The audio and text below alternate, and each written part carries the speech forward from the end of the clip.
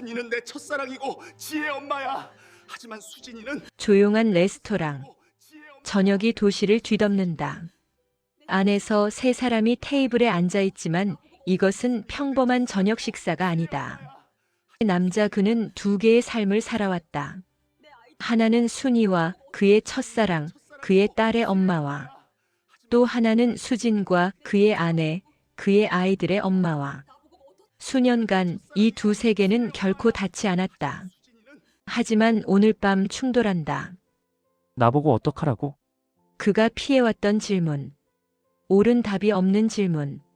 순이는 그들이 함께했던 모든 것을 기억하는 눈으로 그를 바라본다. 수지는 그들이 만든 모든 것을 담은 눈으로 그를 바라본다. 그럼 우리는요? 그리고 그중 최소한 하나를 선택해야 한다. 20년이라는 시간 동안 저는 단 하루도 그 사람을 잊은 적이 없었습니다.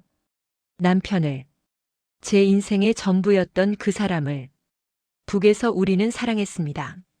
진심으로 온 마음을 다해서요. 그리고 저는 그의 아이를 가졌습니다. 하지만 그는 어느 날 갑자기 사라졌고 저는 혼자 남겨졌습니다. 20년 후 저는 기적처럼 남한으로 왔습니다. 그를 찾기 위해서였죠. 그런데 말입니다. 제가 발견한 건 행복한 가정을 꾸린 그의 모습이었습니다. 한국 여자와 재혼해서 두 아이의 아버지가 되어 있었죠. 그때 저는 깨달았습니다. 저에겐 선택지가 없다는 걸. 하지만 그에겐 선택지가 생겼다는. 그저 한 여자의 이야기를 들어주세요. 북에 남겨진 아내의 20년을 기다린 여자의 이야기를요. 저는 22살이었습니다. 함경북도의 작은 도시에서 태어나 자란 평범한 처녀였죠. 당시 북한은 여러분도 아시다시피 고난의 행군 시기였습니다. 배고픔이 일상이었고 희망이라곤 찾아볼 수 없던 시절이었어요. 그때 저는 시장에서 일했습니다. 공식적으론 불법이었지만 살기 위해선 어쩔 수 없었죠.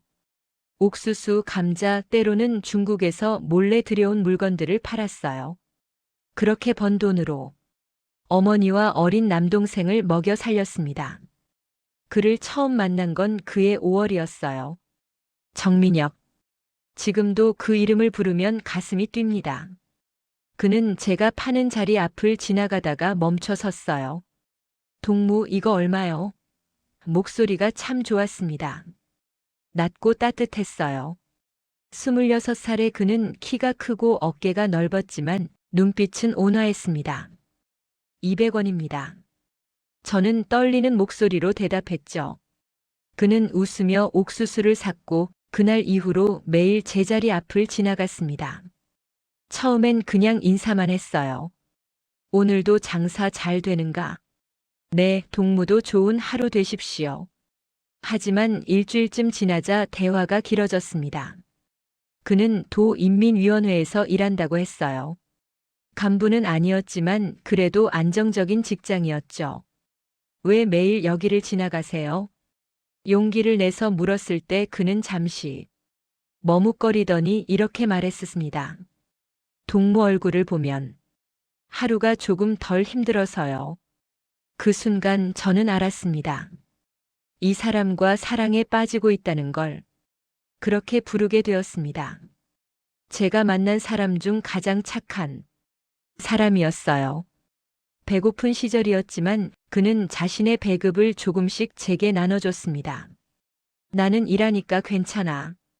너는 장사하느라 힘들잖아. 어머니와 동생에게도 잘해줬어요.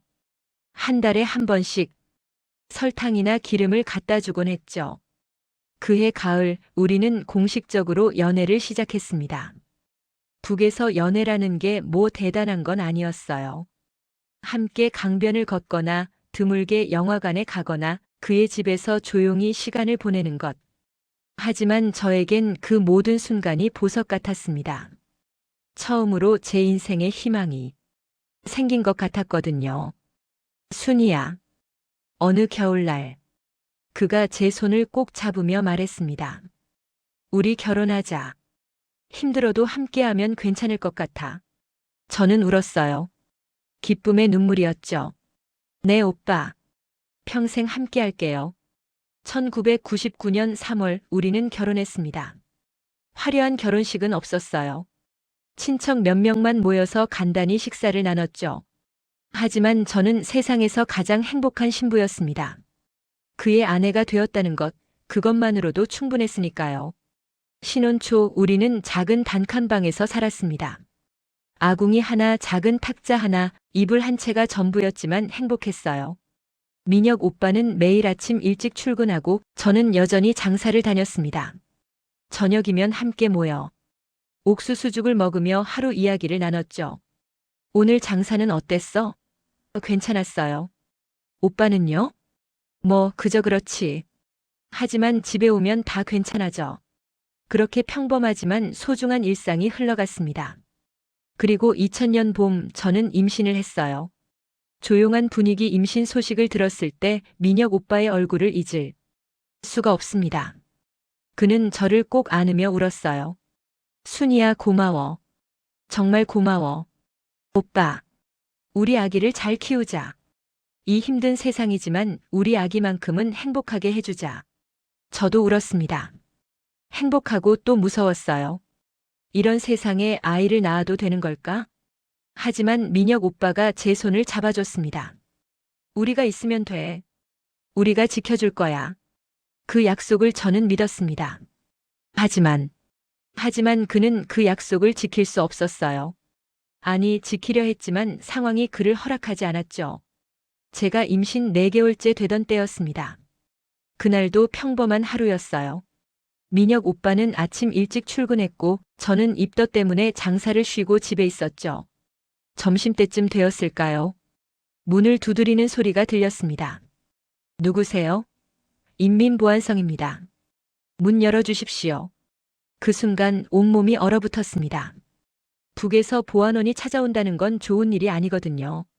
문을 열자 2명의 보안원이 서 있었습니다. 정민혁 동무댁 맞습니까? 네. 네, 맞는데요. 무슨 일이십니까? 정민혁 동무가 어디 있습니까? 직장에 나가셨는데요. 무슨 일이? 보안원들은 제 말을 듣지 않고 집안을 뒤지기 시작했어요. 뭐 하시는 거예요? 왜 이러세요? 정민혁 동무는 반동분자입니다. 국가 재산을 횡령하고 남조선 방송을 청취한 혐의가 있습니다. 그 말에 저는 주저앉고 말았습니다. 반동분자. 북에서 그 단어는 곧 죽음을 의미했으니까요. 아니에요. 우리 남편은 그런 사람이 아니에요. 절대 그럴 리가 없어요. 하지만 보안원들은 제 말을 들은 척도 하지 않았습니다. 1시간쯤 뒤 그들은 몇 가지 서류와 라디오 하나를 들고 나갔어요. 정민혁이 나타나면 즉시 신고하십시오. 그렇지 않으면 당신도 연좌죄로 처벌받을 것입니다. 문이 닫히고 저는 그 자리에 멍하니 앉아 있었습니다. 뱃속에 아기가 움직이는 게 느껴졌어요. 어떡하지? 어떡해? 저녁이 되어도 민혁 오빠는 돌아오지 않았습니다. 다음 날도 그 다음 날도. 일주일이 지나자 소문이 돌기 시작했어요. 정민혁이 강을 건너 중국으로 도망갔다는. 아니야, 오빠는 절대 나를 버리고 가지 않아. 특히 이런 상황에서. 하지만 1달이 지나고 2달이 지나도 아무 소식이 없었어. 그 사이 저는 점점 더 힘들어졌습니다. 반동분자의 아내라는 낙인이 찍혔으니까요. 시장에서 장사도 할 수 없었어요. 사람들이 저를 피했습니다. 야, 저년 좀 봐. 반동분자 아내래. 남편이 조국을 배신하고 도망갔다며? 저런 년이 애를 낳으면 안 되는 건데. 길거리에서 욕을 들었고 돌팔매질을 당하기도 했습니다. 배를 움켜쥐고 도망치면서 저는 생각했어요. 오빠, 왜 나를 두고 갔어요? 우리 아기를 두고 어떻게 갈 수 있었어요? 하지만 동시에 다른 생각도 들었습니다. 아니야, 분명 이유가 있을 거야. 오빠가 날 버릴 리 없어. 어쩔 수 없었을 거야. 그 믿음 하나로 버텼습니다. 2000년 11월 저는 딸을 낳았어요. 혼자서 어둡고 추운 방에서 산파 하나 없이 저 혼자 아이를 받았습니다. 아기의 첫 울음소리를 들었을 때 저도 울었어요. 기쁨보다는 두려움이 더 컸습니다. 이 아이를 어떻게 키우지? 이 지옥 같은 세상에서. 하지만 아기를 품에 안았을 때 결심했습니다. 이 아이만큼은 지킨다. 무슨 일이 있어도. 아기는 작고 여렸지만 민혁 오빠를 꼭 닮았어요. 특히 눈매가 똑같았죠. 지혜야. 저는 아기에게 이름을 지어줬습니다. 지혜. 지혜롭게 살아가라는 뜻이야. 엄마가 너를 꼭 지켜줄게. 표현할 수 없을 만큼 힘들었습니다. 반동분자의 자식이라는 낙인 때문에 배급도 받을 수 없었어요. 제대로 된 직장도 구할 수 없었고요. 저는 온갖 일을 다 했습니다. 새벽엔 산에 가서 나무를 했어요. 지혜를 등에 업고 말이죠. 낮엔 남의 집 일을 거들어주고 저녁엔 몰래 장사를 했습니다. 적발되면 처벌받는 걸 알면서도 해야 했어요. 아이를 먹여 살려야 했으니까. 지혜가 돌이 되던 해 겨울이 가장 힘들었습니다. 먹을 게 없어서 저는 3일을 굶었어요. 젖이 나오지 않아 지혜가 울고불고 난리였죠. 어느 날 밤 너무 배가 고파서 쓰러질 것 같았습니다. 지혜를 재우고 나서 저는 방바닥에 엎드려 울었어요. 차라리 죽고 싶다. 이렇게 사느니 차라리. 하지만 그때 지혜가 뒤척이며 잠꼬대를 했습니다. 엄마. 그 작은 목소리에 정신이 번쩍 들었어요. 안 돼. 이 아이 때문에라도 살아야 해. 다음 날부터 저는 더 악착같이 살았습니다. 3살이 되었을 때는 제법 말도 하고 뛰어다니기도 했습니다. 엄마 아빠는 어디 있어? 그 질문을 처음 들었을 때 저는 뭐라 대답해야 할지 몰랐어. 아빠는 먼 곳에 가셨어. 언제 와? 응, 언젠가는 올 거야. 거짓말이었습니다. 하지만 지혜에게 그리고 저 자신에게 해야 하는 거짓말이었어요. 지혜가 학교에 들어갈 나이가 되었을 때 문제가 생겼습니다. 성분이 나쁘다는 이유로 학교에서 받아주지 않으려는 거예요. 정순이 동무 당신 남편이 반동분자 아닙니까? 그런 자식을 우리 학교에 받을 순 없습니다. 저는 무릎까지 꿇었습니다. 선생님, 제발 우리 지혜만은. 아이는 아무 잘못이 없습니다. 제발. 결국 뇌물로 해결했어요. 제가 1년 동안 모은 돈 전부를 바쳤죠. 그렇게 지혜는 학교에 다닐 수 있게 되었습니다. 하지만 학교에서도 차별은 계속되었어요. 야, 넌 아빠도 없는 거지잖아. 반동분자 새끼. 너희 엄마 중국에서 몸 팔아서 돈 번다며? 지혜가 울면서 집에 오던 날들이 있었습니다. 저는 딸을 꼭 안아주며 말했어요. 지혜야, 넌 잘못한 게 없어. 절대로 없어. 알지? 엄마, 나 왜 이렇게 태어난 거야? 그 말을 들을 때마다 심장이 찢어지는 것 같았습니다. 민혁 오빠, 당신은 지금 어디서 뭐 하고 있나요? 당신의 딸이 이렇게 힘들어하는데. 그래도 지혜는 씩씩하게 자라. 공부도 잘했고 착하고 예의 바른 아이로 컸습니다. 10살쯤 되었을 때 지혜가 물었어요. 엄마 아빠가 진짜 반동분자야? 아니야. 저는 단호하게 말했습니다. 아빠는 좋은 사람이었어. 엄마를 너무너무 사랑했고 너도 정말 기다렸던 분이야. 그럼 왜 안 오는 건데? 그건 엄마도 모르겠어. 하지만 분명 이유가 있을 거야. 엄마는 아빠를 아직도 사랑해. 저는 잠시 망설이다가 고개를 끄덕였습니다. 응, 그래. 지금도 사랑해. 나도 아빠 보고 싶어. 그래. 엄마도 보고 싶어. 그날 밤 저는 오랜만에 민혁 오빠를 꿈에서 만났어요. 꿈속에서 그는 여전히 26살의 모습이었습니다. 순이야, 미안해. 오빠. 조금만 기다려. 언젠가 꼭 다시 만날 수 있을 거야. 하지만 깨어나면 현실이었죠. 15년이 지났지만 여전히 소식 하나 없는 현실. 지혜가 15살이 되던 해였습니다. 그해 북한의 상황은 더욱 악화되었어요. 단속이 심해지고 배급은 더욱 줄어들었죠. 어느 날 지혜가 집에 와서 말했습니다. 엄마, 나 결혼할 거야. 뭐라고? 너 아직 어린데 무슨. 김 과장 아들이 나랑 결혼하고 싶대. 결혼하면 우리 둘 다 살기 편해진대. 저는 그 말에 화가 치밀어 올랐어요. 김 과장이라는 사람은 지역 보안원이었고 그 아들은 30살이 넘은 남자였죠. 절대 안 돼. 왜? 엄마 혼자 고생하는 거 보기 싫어. 내가 결혼하면 안 된다고. 넌 아직 어려. 공부도 해야 하고 꿈도 있잖아. 꿈? 엄마, 이 나라에서 내가 무슨 꿈을 갖겠어? 반동분자 딸인 내가? 그 말에 저는 아무 말도 할 수 없었습니다. 지혜의 말이 맞았으니까요. 그날 밤 저는 결심했어요. 이곳을 떠나자. 지혜에게 더 나은 삶을 줄 수 있는 곳으로. 그리고 솔직히 또 다른 이유도 있었습니다. 민혁 오빠를 찾고 싶었어요. 15년 동안 소식이 없었지만 혹시 남한에 있을지도 모른다는 생각이 들었죠. 만약 그가 남한에 있다면 저와 지혜를 찾고 있을지도 모른다고. 그런 희망이 있었습니다. 탈북 준비는 생각보다 어렵고 위험했어요. 먼저 브로커를 찾아야 했는데 믿을 수 있는 사람을 찾기가 쉽지 않았죠. 몇 달 동안 조심스럽게 알아본 끝에 한 브로커를 만났습니다. 중국까지는 200만 원, 남한까지 가려면 500만 원 더 필요합니다.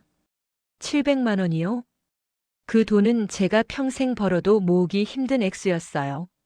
못 구하시겠으면 다른 방법이 있긴 합니다만. 무슨 방법인데요? 중국에서 일하면서 돈을 갚는 거죠. 뭐 식당이나 공장에서요. 나중에 알았지만 그게 인신매매였습니다. 많은 탈북 여성들이 그렇게 중국 남자들에게 팔려가곤 했죠. 하지만 저는 다른 선택을 했어요. 제가 먼저 가서 돈을 벌겠습니다. 그리고 딸을 데려올게요. 혼자 가시겠다고요? 네. 딸은 제가 갈 길을 닦을 때까지 여기 있는 게 안전할 것 같아요. 브로커는 고개를 끄덕였습니다. 그럼 먼저 200만 원만 준비하세요. 그 돈을 모으는데 1년이 걸렸어요. 있는 물건은 다 팔고 이웃에게 돈도 빌렸습니다. 지혜에겐 마지막 순간까지 말하지 않았어요. 말리는 게 뻔했으니까요.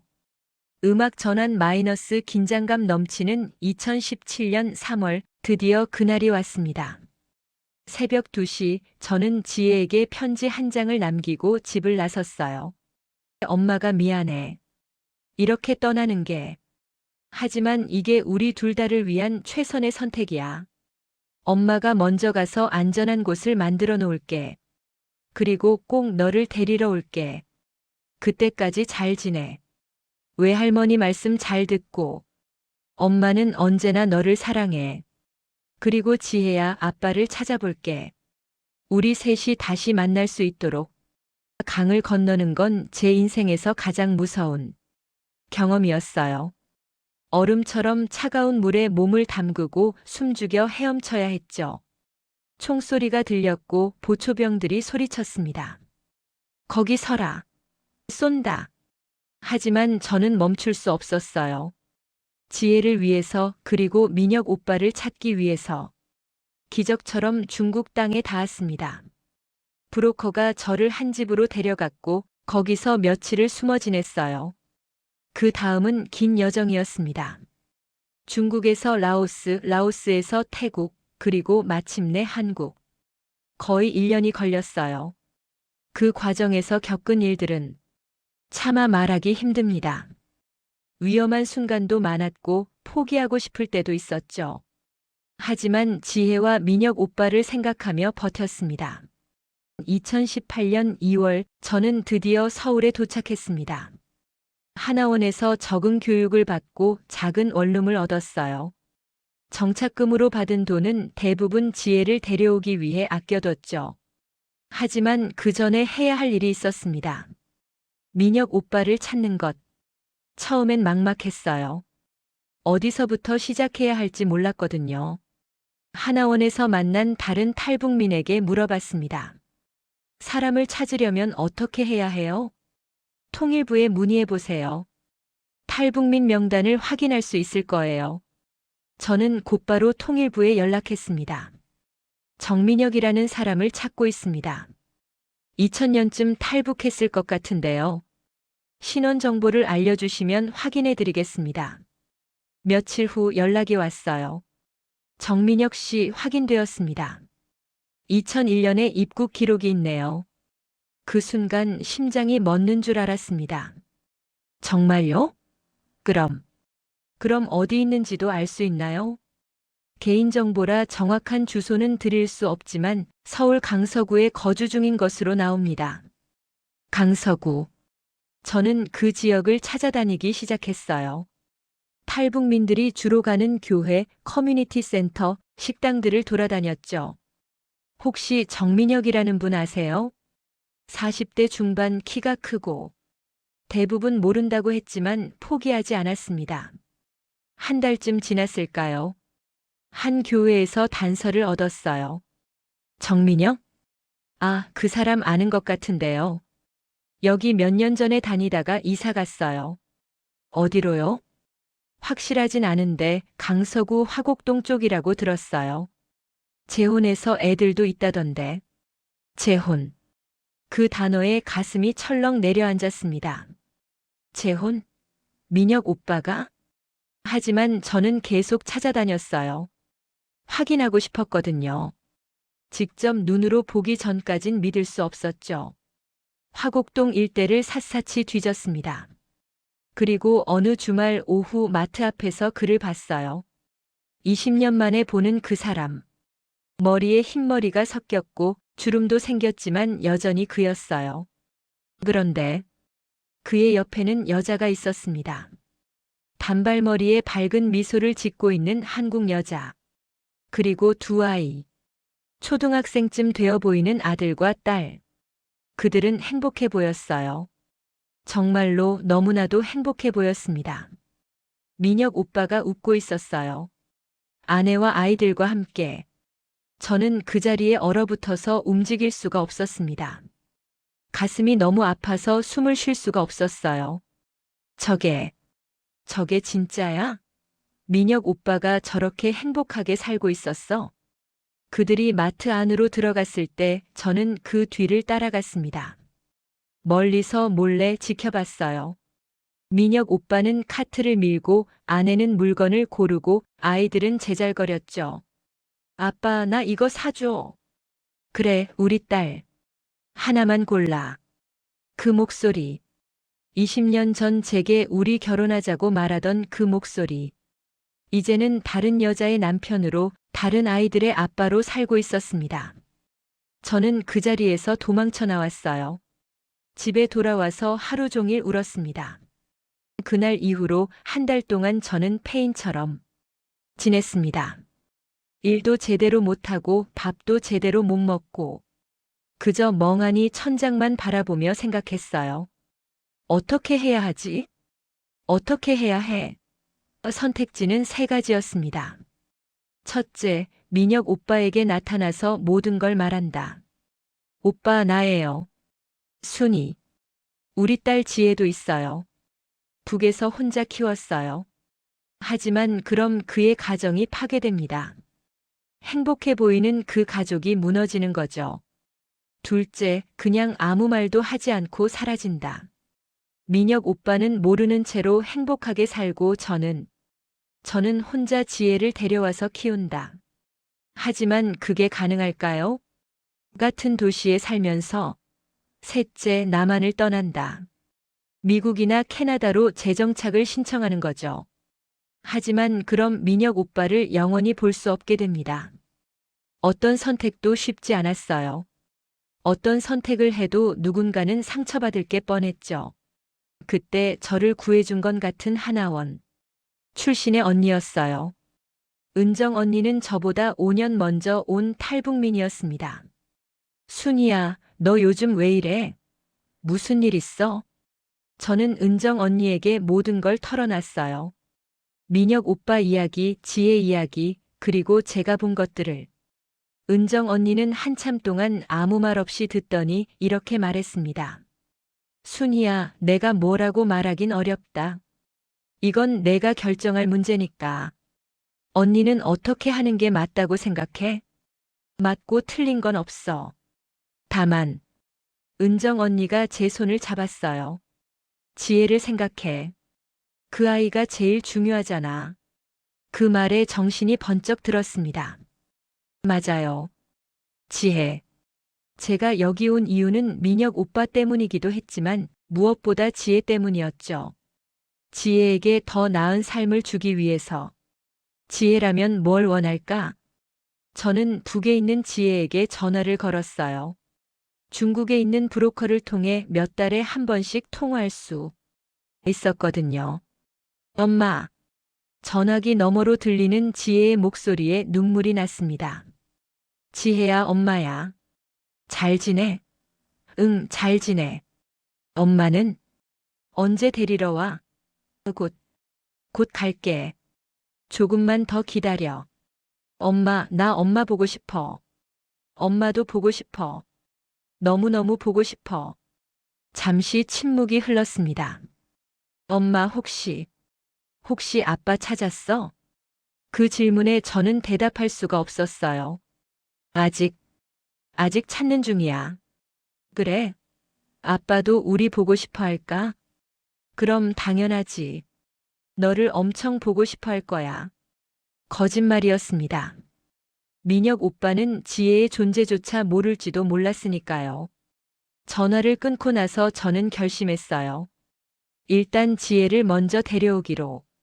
민혁 오빠 문제는 그 다음에 생각하기로 했죠. 지혜를 데려오는데 6개월이 걸렸습니다.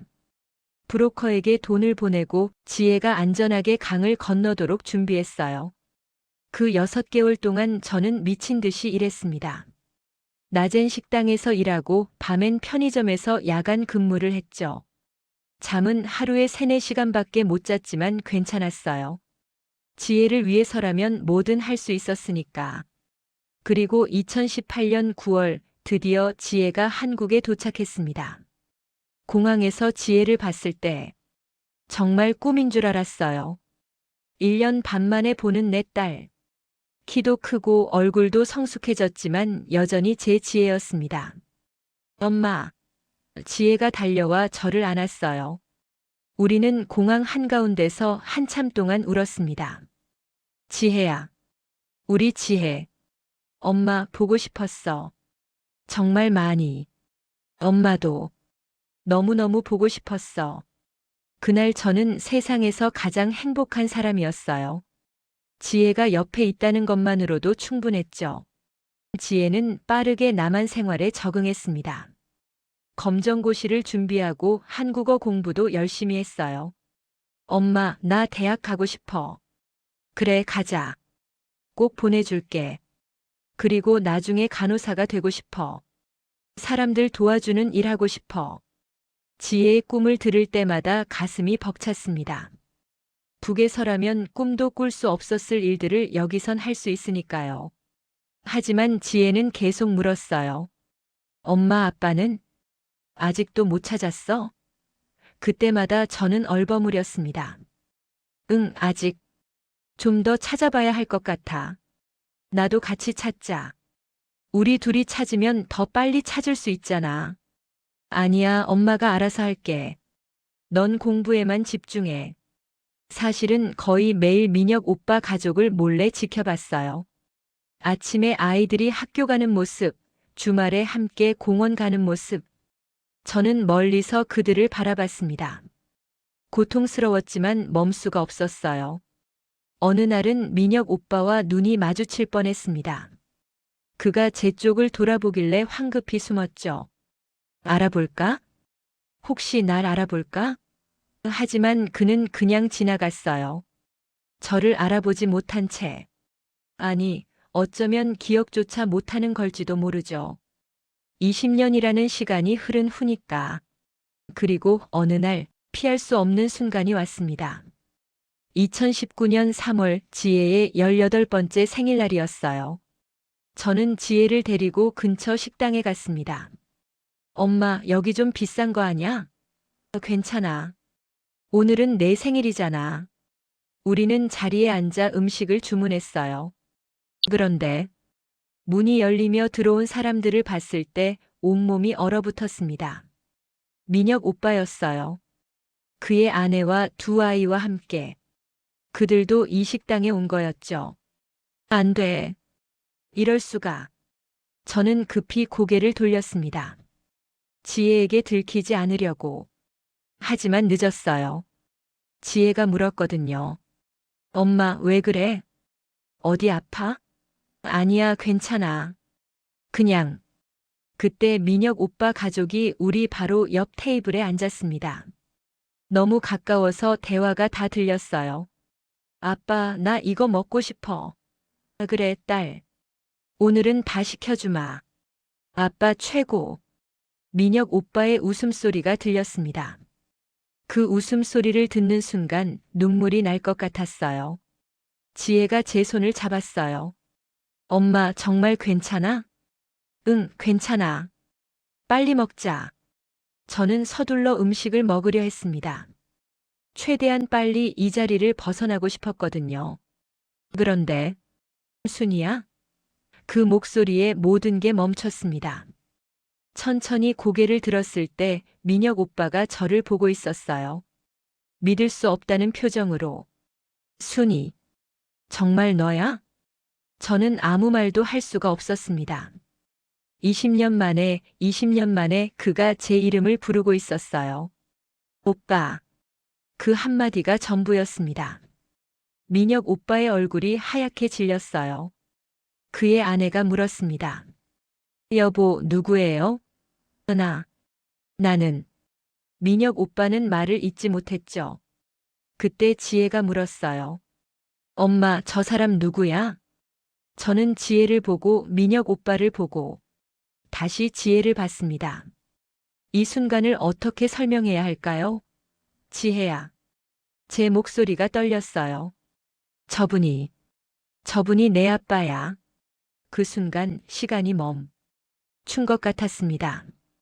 지혜는 눈을 크게 뜨고 민혁 오빠를 바라봤어요. 민혁 오빠는 지혜를 보고 저를 보고 다시 지혜를 봤습니다. 뭐라고요? 그의 아내가 끼어들었어요. 여보, 대체 무슨 일이에요? 이분들이 누구예요? 민혁 오빠는 의자에서 비틀거리며 일어났습니다. 나가서 얘기 좀 합시다. 아빠, 어디가? 그의 아들이 물었지만 민혁 오빠는 대답하지 않았어요. 저를 향해 고개를 끄덕이며 밖으로 나갔죠. 저는 지혜의 어깨를 잡았습니다. 지혜야, 여기 있어. 엄마가 금방 올게. 엄마. 진짜야? 저분이 내 아빠야? 응. 나중에 다 설명해 줄게. 지금은 잠깐만 기다려줘. 밖으로 나갔을 때 민혁 오빠는 식당 옆 골목에 서 있었어요. 두 손으로 얼굴을 감싸고. 오빠. 제가 다가가자 그가 돌아봤습니다. 눈에 눈물이 가득했어요. 순이야. 정말 너야? 꿈이 아니야? 꿈이 아니에요. 진짜 나예요. 어떻게 여기까지? 오빠가 간 길을 따라왔어요. 20년 걸렸지만 민혁 오빠는 주저앉으며 울기 시작했습니다. 어깨가 흔들릴 정도로 세게. 미안해. 정말 미안해, 순이야. 저도 눈물이 났지만 참았어요. 울 시간은 나중에 얼마든지 있었으니까. 오빠, 지혜. 우리 딸이에요. 딸? 민혁 오빠가 고개를 들었습니다. 오빠가 떠나기 전에 제가 임신했었어요. 오빠는 몰랐겠지만, 임신. 너 그때 임신한 상태였어? 네. 4개월째였어요. 민혁 오빠는 다시 울기 시작했습니다. 몰랐어. 정말 몰랐어. 알았으면 어쩔 건데요? 그래도 가셨잖아요. 제 말이 좀 날카로웠나 봐요. 민혁 오빠가 얼굴을 들더니 말했습니다. 순이야, 내 말 좀 들어줘. 제발. 저는 고개를 끄덕였습니다. 그날 나는 도망간 게 아니었어. 네, 잡혀간 거였어. 보이부에. 민혁 오빠가 말을 이었습니다. 내가 근무하던 인민위원회에서 돈이 없어졌어. 나는 아무 짓도 안 했는데 누가 나한테 죄를 뒤집어 씌운 거야. 그래서요. 보이부에 끌려가서 고문당했어. 일주일 내내. 자백하라고. 민혁 오빠의 손이 떨리고 있었어요. 하지만 난 안 했다고 모른다고 했어. 그랬더니 그가 숨을 깊이 들이마셨습니다. 그랬더니 너한테 갈 거라고 했어. 내 가족한테도 가고 고문하고 정치범 수용소로 보낼 거라고. 저는 말문이 막혔습니다. 그래서 도망쳤어요? 도망칠 기회가 생겼어. 이송중에. 그때 안 도망치면 우리 둘 다 죽는 거였어, 순이야. 그럼 왜 연락을 안 했어요? 20년 동안 제 목소리가 커졌어요. 중국에 갔을 때 연락하려고 했어. 하지만 브로커가 말하길 연락하면 너한테 위험이 간다고 했어. 보이부가 감시하고 있을 거라고. 그래도 한 번쯤은. 순이야. 민혁 오빠가 제 손을 잡았어요. 매일 생각했어. 매일. 내가 어떻게 지내는지, 안전한지. 죽을 것 같았어. 그렇게 생각하면서 재혼했어요. 그 말에 민혁 오빠는 입을 다물었습니다. 한참의 침묵이 흘렀습니다. 순이야, 나는. 알아요. 저는 민혁 오빠의 말을 끊었어요. 오빠가 새로운 삶을 시작한 거 알아요. 여기서 가족을 만들고 행복하게 산 거요. 미안해. 미안하다고 하지 마세요. 오빠 잘못이 아니니까. 정말로 그렇게 생각했어요. 객관적으로 보면 민혁 오빠는 살기 위해 선택한 거였죠. 20년 동안 소식도 없는 아내를 기다릴 순 없었을 거예요. 지혜는? 민혁 오빠가 조심스럽게 물었습니다. 지혜는 어떻게 키웠어? 혼자요. 혼자 다 키웠어요. 저는 담담하게 말했습니다. 반동분자 아내라고 놀림받으면서 굶으면서 맞으면서도 키웠어요. 순이야. 지혜는 착한 아이예요. 똑똑하고 씩씩하고. 오빠 닮아서 마음도 따뜻하고요. 민혁 오빠의 눈에서 또 눈물이 흘렀습니다. 보고 싶어. 제대로 보고 싶어. 그럼 어떻게 할 건데요? 제가 물었어요. 오빠는 지금 가정이 있잖아요. 아내도 있고 아이들도 있고. 알아. 알고 있어. 그럼요? 두 가정을 다 가질 순 없잖아요. 민혁 오빠는 대답하지 못했어요. 당연했죠. 대답할 수 있는 문제가 아니었으니까. 순이야, 시간을 좀 줘. 생각할 시간을. 얼마나요? 모르겠어. 하지만 지혜는 만나고 싶어. 내 딸을 보고 싶어. 저는 고개를 끄덕였습니다. 알겠어요. 하지만 조건이 있어요. 뭔데? 지혜한테 상처 주지 마세요. 그 아이는 평생 아빠 없이 자라면서 충분히 아팠어요. 절대 상처 안 줄게. 그리고 오빠 가족한테도 상처 주지 않았으면 좋겠어요. 민혁 오빠가 저를 빤히 쳐다봤어요. 내 말은 만약 오빠가 선택을 해야 한다면 가족을 선택하세요. 순이야. 괜찮아요. 진짜 괜찮아요. 하지만 괜찮지 않았어요. 전혀. 가슴이 찢어지는 것 같았지만 그래도 말했습니다. 저는 20년 동안 혼자 버텼어요. 앞으로도 버틸 수 있어요. 순이야, 나는. 대신 지혜는 오빠가 챙겨줬으면 좋겠어요. 멀리서라도. 민혁 오빠는 한참을 말없이 서 있었습니다. 그날 저녁 저는 지혜에게 모든 걸 설명했어요. 어떻게 아빠와 헤어졌는지, 왜 연락이 없었는지, 그리고 현재 상황까지. 지혜는 침착하게 들었습니다. 엄마, 나는 괜찮아. 지혜야. 진짜 괜찮아. 아빠가 나쁜 사람이 아니란 걸 알았으니까. 그리고 엄마가 있잖아. 엄마가 나한테 엄마도 되고 아빠도 되어줬잖아. 지혜가 저를 안았어요. 고마워, 엄마. 나 혼자서 키워줘서. 그 순간 저는 울음을 터뜨리고 말았습니다. 20년 동안 참았던 모든 눈물이 쏟아졌어요. 지혜야. 미안해. 엄마가 더 잘해줘야 했는데. 미안하긴. 엄마가 최고인 거 나는 알아. 우리는 한참 동안 안고 울었습니다. 그 후로 한 달 동안 민혁 오빠와는 연락이 없었어요. 저는 그가 결정하기를 기다렸습니다. 어떤 결정을 내리든 받아들이기로 마음먹었죠. 지혜는 의외로 잘 지냈어요. 엄마, 나 검정고시 합격했어. 정말? 우리 딸. 이제 대학 준비해야지. 간호학과 갈 거야. 지혜의 밝은 모습을 보면서 저도 힘을 얻었습니다. 그래, 우리가 여기까지 온 거니까 조금 더 갈 수 있어. 어느 주말 민혁 오빠에게서 연락이 왔어요. 순이야, 만날 수 있을까? 지혜도 함께. 언제요? 이번 주말. 공원에서. 약속 장소에 갔을 때 민혁 오빠 혼자 와 있었어요. 아내와 얘기했어. 네. 모든 걸 다 얘기했어. 너와 지혜에 대해서. 저는 놀라서 물었습니다. 어떻게 됐어요? 화났지. 당연히. 배신감도 느꼈을 거야. 민혁 오빠가 쓰게 웃었어요. 하지만 이해해 주려고 하더라. 내 과거를, 내가 겪은 일들을. 그럼. 이혼은 안 할 거야. 우리 아이들 때문에라도. 그 말에 저는 안도했습니다. 정말로. 하지만 지혜는 만나고 싶어. 내 딸을 알고 싶어. 민혁 오빠가 지혜를 봤어요. 지혜는 멀리서 우리를 바라보고 있었죠.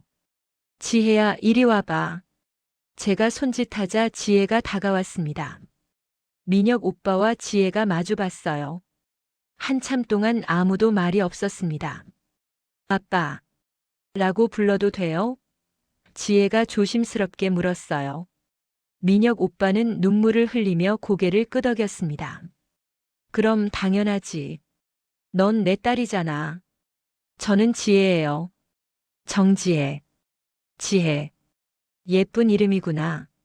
엄마가 지어줬어? 네. 지혜롭게 살라고요. 잘 자랐구나. 정말. 정말 잘 자랐어. 민혁 오빠가 지혜를 안으려다가 멈췄어요. 아직은 어색한 거죠. 하지만 지혜가 먼저 다가가 안았습니다. 아빠, 반가워요. 평생 보고 싶었어요. 그 순간 민혁 오빠는 지혜를 꼭 안으며 흐느꼈어요. 미안해. 미안해, 지혜야. 저는 그 모습을 보며 조용히 뒤로 물러났습니다. 그들만의 시간이 필요했으니까요. 그 후로 민혁 오빠는 한 달에 한두 번씩 지혜를 만났어요. 주로 공원이나 카페에서 조용히. 저는 함께 가지 않았습니다. 그들의 시간을 방해하고 싶지 않았거든요. 엄마, 오늘 아빠랑 영화 봤어. 그래? 재미있었어? 응. 그리고 아빠가 학비 대주겠대. 뭐라고? 나 대학 갈 때 학비. 자기가 내고 싶대. 저는 복잡한 심정이었어요. 고마우면서도 씁쓸했죠. 이게 맞는 걸까? 이렇게 사는 게. 하지만 지혜가 행복해하는 걸 보면 괜찮은 것 같기도 했습니다. 하지만 비밀은 오래가지 못했어요. 민혁 오빠의 아들이 우연히 알게 된 거였습니다. 아빠가 다른 여자와 만나는 걸 목격한 거죠. 그 여자가 바로 지혜였고. 아빠, 저 누나 누구야? 민혁 오빠의 12살 아들 준호가 물었대요. 그냥. 아빠 친구 딸이야. 근데 왜 자꾸 만나? 그리고 왜 우는 거야? 아빠도 울고 저 누나도 울고. 준호가 집에 가서 엄마한테 말했고 그게 문제가 됐습니다. 민혁 오빠의 아내가 화를 냈어요. 당신 지혜 만나는 거 그만둬요. 여보, 하지만 지혜는 내 딸이야. 알아요. 알지만 우리 아이들이 혼란스러워해요. 준호가 자꾸 물어봐요. 그럼 어떻게 해? 모르겠어요. 하지만 이렇게는 안 돼요. 민혁 오빠가 저에게 전화했을 때 저는 알 수 있었어요. 뭔가 문제가 생겼다는 걸. 순이야, 미안한데. 알아요. 더 이상 지혜 못 만나는 거죠? 아니, 그게 아니라 횟수를 좀 줄여야 할 것 같아. 얼마나요? 한 달에 한 번 정도? 그것도 조심스럽게. 저는 한숨을 쉬었습니다. 알겠어요. 순이야, 정말 미안해. 괜찮아요. 어쩔 수 없는 거니까. 하지만 지혜에게 이 사실을 말하기가 어려웠어요. 지혜야, 아빠가. 알아, 엄마. 아빠한테 들었어. 지혜야. 괜찮아. 나도 이해해. 아빠도 힘든 거 알아. 지혜는 씩씩하게 웃었지만 눈가가 붉었어요. 울었다는 걸 알 수 있었죠. 지혜야, 미안해. 엄마가. 엄마 잘못 아니야. 아무도 잘못한 거 없어. 그래도. 엄마. 지혜가 제 손을 잡았어요. 우리는 이미 이겼어. 여기까지 온 거잖아. 북을 벗어나서 자유롭게 살 수 있잖아. 지혜야. 아빠는 보너스야. 있으면 좋고 없어도 우리는 괜찮아. 제 딸이 이렇게 성숙해져 있었어요. 언제 이렇게 컸는지. 긴장감 넘치는 음악 그러던 어느 날 피하고 싶었던 상황이 벌어졌습니다. 저와 지혜가 마트에 갔을 때였어요. 그런데 거기서 민혁 오빠 가족을 만난 거예요. 온 가족이 함께. 처음에는 서로 모른 척 하려고 했어요. 하지만 준호가 지혜를 알아봤습니다. 아, 그때 그 누나다. 민혁 오빠의 얼굴이 창백해졌어요. 그의 아내도 우리를 봤죠. 당신들. 어색한 침묵이 흘렀습니다. 그때 지혜가 먼저 인사했어요. 안녕하세요. 저는 정지혜예요. 안녕. 안녕. 민혁 오빠의 아내가 어색하게 대답했습니다. 준호가 물었어요. 누나, 왜 우리 아빠랑 만나요? 준호야. 민혁 오빠가 아들을 제지했지만 지혜가 대답했습니다. 나도 정민혁 씨가 아빠거든. 네. 준호가 눈을 크게 떴어요. 그럼 우리 남매야? 응, 그렇게 될 수도 있지. 민혁 오빠의 아내가 끼어들었어요. 지혜 씨, 그리고 어머니. 그녀가 저를 봤습니다. 제 남편이 많이 미안해하고 있어요. 저도 이해하려고 노력 중이고요. 감사합니다. 제가 고개를 숙였어요.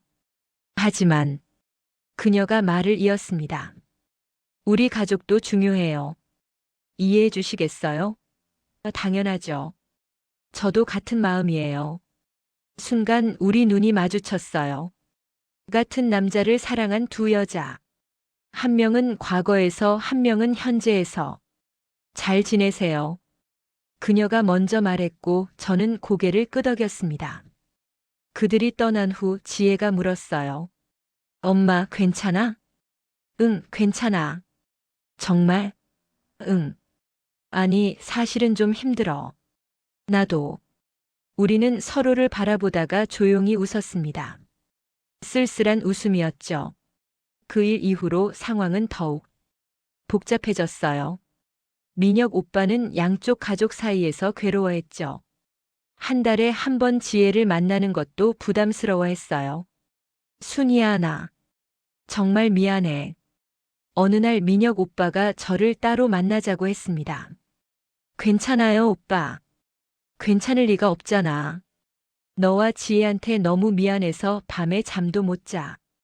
그럼 어떡할 건데요? 저는 단도직입적으로 물었어요.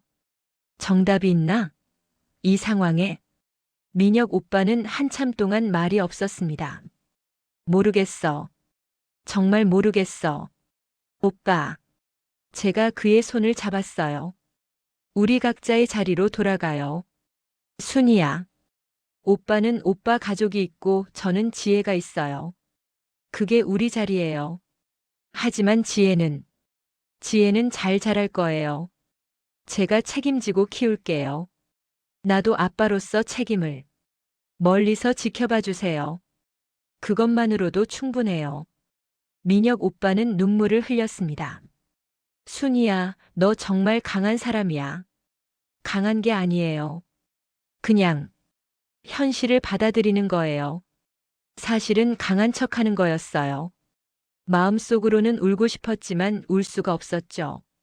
누군가는 어른이 되어야 했으니까. 그 후로 저는 제 삶에 집중했어요.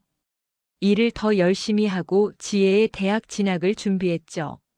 지혜는 2020년에 간호학과에 합격했습니다. 엄마, 나 붙었어. 정말? 우리 딸. 우리는 서로 껴안고 울고 웃었어요. 이제 꿈을 이룰 수 있겠어, 엄마. 그래, 꼭 이뤄. 엄마가 응원할게. 민혁 오빠도 소식을 듣고 축하 문자를 보냈어요. 지혜 합격 축하해. 정말 대견하다. 학비는 내가 낼게. 지혜는 그 문자를 보고 울었습니다. 아빠가 나를 생각해 주는구나. 당연하지. 넌 아빠 딸이잖아. 엄마는? 나? 엄마는 아빠한테 뭐라고 말하고 싶어? 저는 잠시 생각했어요. 사실 하고 싶은 말이 너무 많았죠. 왜 날 두고 갔어? 왜 연락 안 했어? 왜 다른 사람과 결혼했어? 하지만 입 밖으로 낸 말은 달랐습니다. 고마워요. 지혜를 생각해줘서. 지금은 2022년입니다. 지혜는 대학교 3학년이 되었어요. 병원 실습도 나가고 정말 열심히 공부하고 있죠. 엄마, 나 나중에 탈북민 전문 간호사 되고 싶어. 탈북민 전문? 응. 북에서 온 사람들 중에 몸도 마음도 아픈 사람들 많잖아. 그 사람들 돕고 싶어. 제 딸이 이렇게 멋진 꿈을 갖고 있었어요. 민혁 오빠와는 여전히 한 달에 한 번씩 만나요. 이제는 어색하지 않습니다. 아빠, 오늘 실습에서 이런 일이 있었어. 그래? 잘 대처했네. 응, 선생님이 칭찬해 주셨어. 그들의 관계는 더 이상 아빠와 딸이 아니에요. 좀 특별한 친구, 멘토? 그런 사이죠. 완벽하진 않지만 그래도 괜찮습니다. 저는 요즘 탈북민 상담 봉사를 하고 있어요. 북에서 온 사람들, 특히 여성들을 돕는 일이죠. 언니, 저 어떻게 살아야 할지 모르겠어요. 괜찮아요. 한 걸음씩 가면 돼요. 나도 그렇게 왔어요. 제 이야기를 들려주면 그들이 위로받는다고 해요. 언니도 그렇게 힘들었는데 이렇게 잘 사시네요. 잘 사는 건 아니에요. 그냥 살아가는 거죠. 어느 날 민혁 오빠가 지혜와 저를 함께 만나자고 했어요. 뭔가 할 말이 있어서. 우리는 공원에서 만났습니다. 민혁 오빠는 봉투 하나를 꺼냈어요.